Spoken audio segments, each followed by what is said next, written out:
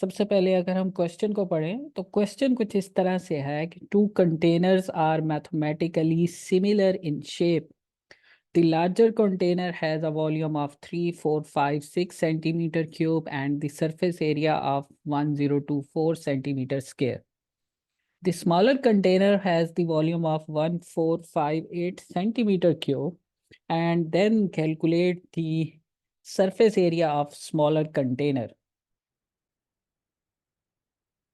अच्छा, इसको स्टार्ट करने से पहले अगर मैं एरिया और वॉल्यूम को इक्वल रखना चाहूँ तो ये मैं किस तरह इक्वल कर सकता हूँ. क्योंकि अगर हम एरिया की यूनिट देखें सेंटीमीटर में तो वो होते हैं सेंटीमीटर स्क्वायर और वॉल्यूम होता है सेंटीमीटर क्यूब. सो ये दोनों किस सूरत में इक्वल हो सकते हैं.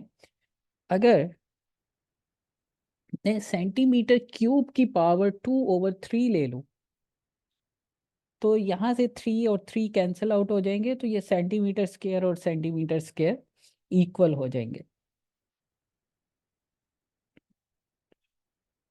Okay.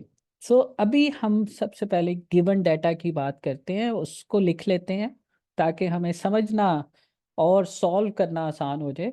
So volume of a larger container that is equal to V1 which is equal to 3456 centimeter cube. Then area of a larger container is denoted by A1 which is equal to 1024 centimeter square. Volume of a small container that is V2 1458 centimeter cube, and area of small container is unknown. So A1 is question mark. So these are the given data. जैसे मैंने अभी पहले बात की कि अगर हमने area और वॉल्यूम को इक्वल करना है तो हमें जो volume which is centimetre cube उसकी पावर को 2/3 लेना.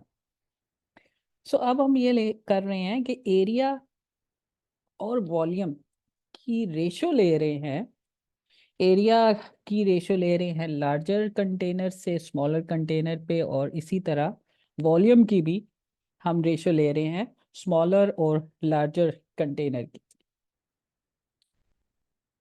इसीलिए मैंने यहाँ पे लिखा है A2/A1 is equal to V2/V1 की पावर 3 की पावर 2/3.